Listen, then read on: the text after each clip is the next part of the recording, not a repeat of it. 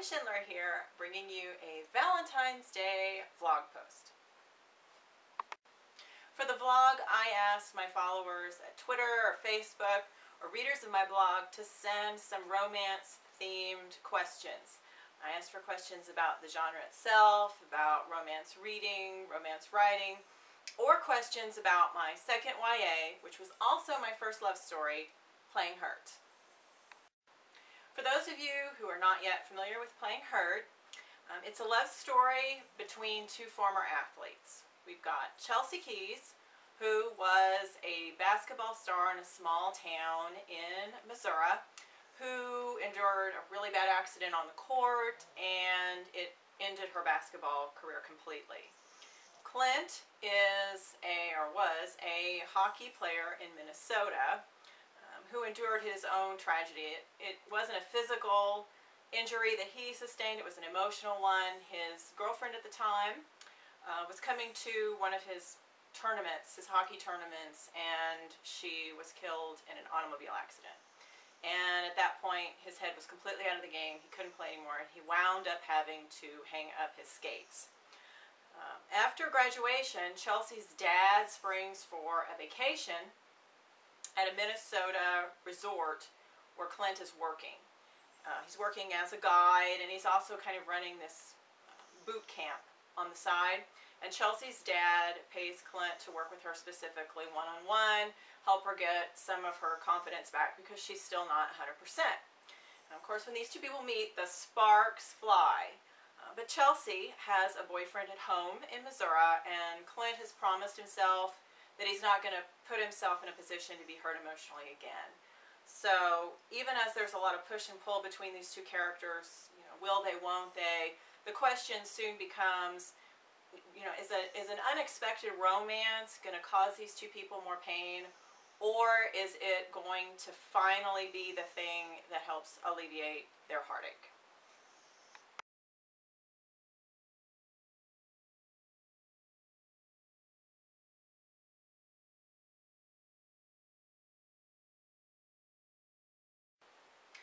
I think the one thing that helps more than anything when you're writing a love scene, and I don't care if it's a physical love scene or if it's a love scene in which, two people are just connecting on an emotional level, and their love is beginning to blossom and grow. I think the best thing you can do is to write it from your character's perspective, from the inside looking out, rather than to try to write it, even if you're writing in third person, to try to write it as a scene you're looking in on from the outside.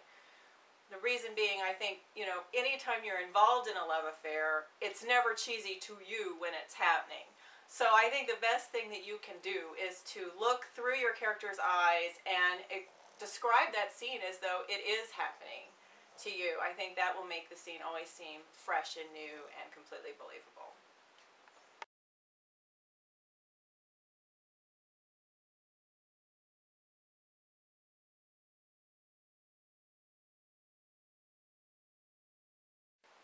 I didn't write any of my own experiences in Playing Hurt. I always refrain from writing specifically about events that happen to me or about people specifically that I meet.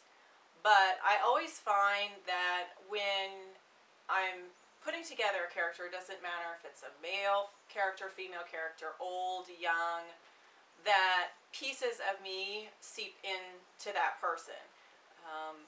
Pieces of my humor, observations. It's especially easy for that to happen when I'm using I and I'm writing in first person. But I think those are the only real parts of me that seep in, are those kind of small instances.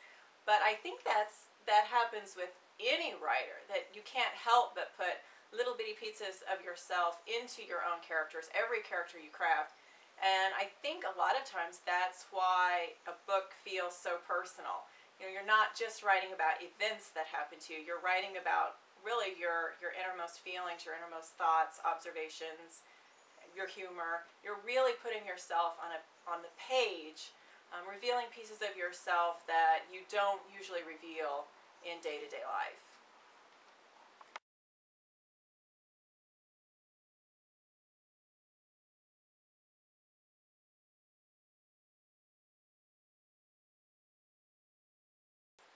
Playing Hurt doesn't really have a traditionally happy ending.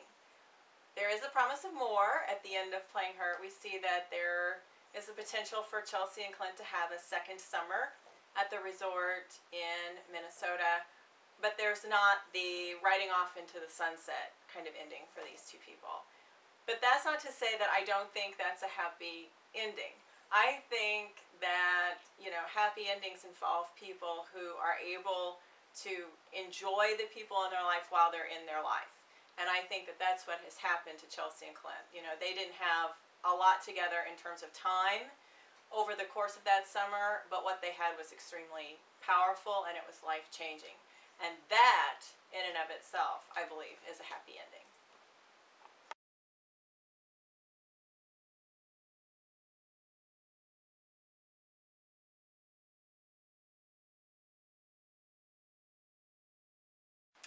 You know, my least favorite Valentine's Day, or my least happy Valentine's Day, was it was one of those where I had been dating someone not very long.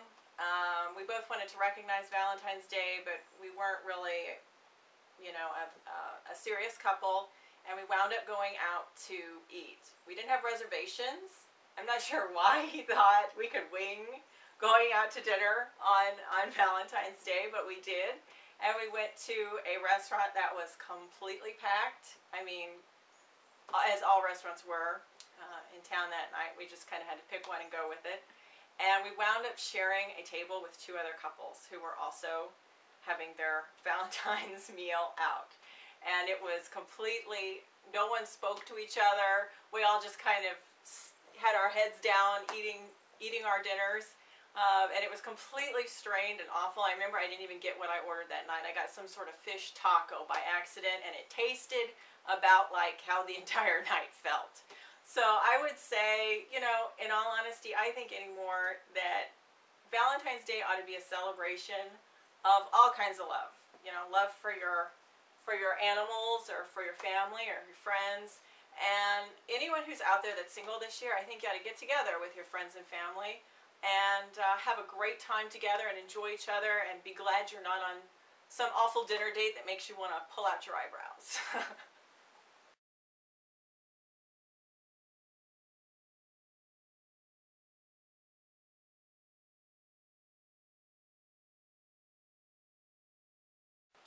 If Clint were planning this Valentine's date and we were in Minnesota, I think we'd go back to the resort. At this point in Minnesota, it'd be really bitterly cold, probably have snow up to the eaves of the cabins. Probably the chef wouldn't be there, the same chef from the summer before, wouldn't be at the resort. So I think I can see them having a very private dinner in the main lodge and having some time alone by a fire in one of the cabins.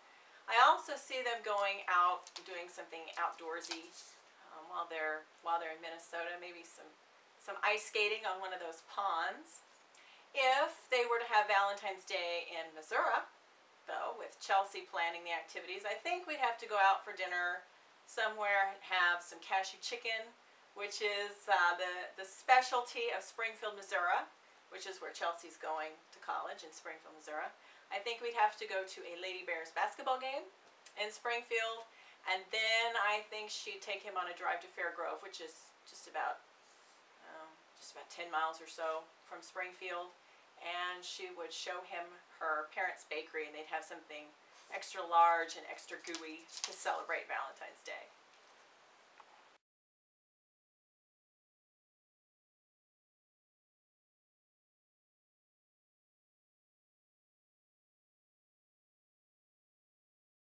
I believe maybe in high blood pressure at first sight, or you know, some heart palpitations at first sight. And you do, you know, in a lot of senses, you have to have that initial heart palpitation, rise in blood pressure in order to get to love later on. So maybe there is something there. Maybe essentially I do believe in love at first sight. Personally, I would have to say it also would depend, love at first sight, on whether or not I was wearing my glasses with 2700 vision. I think I could take off my glasses and maybe hit on one of those stone lions outside of a library and not know that it wasn't an actual guy I was hitting on. So I would say love at first sight. Yeah, I think there's a possibility.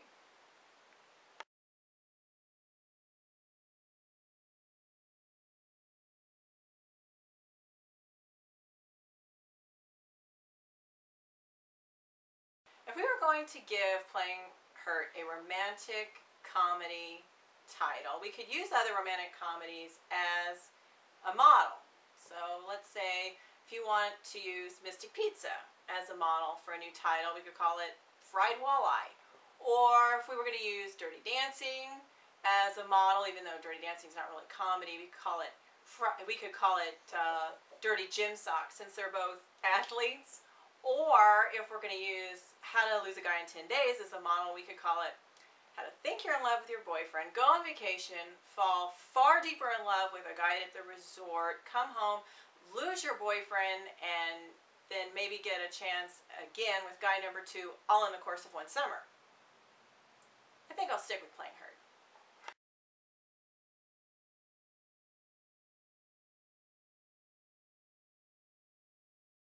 Holly and Jake Schindler here want to thank everyone who sent in a fabulous question for our Valentine's Day vlog post, and we want to wish you all a very happy and love-filled Valentine's Day.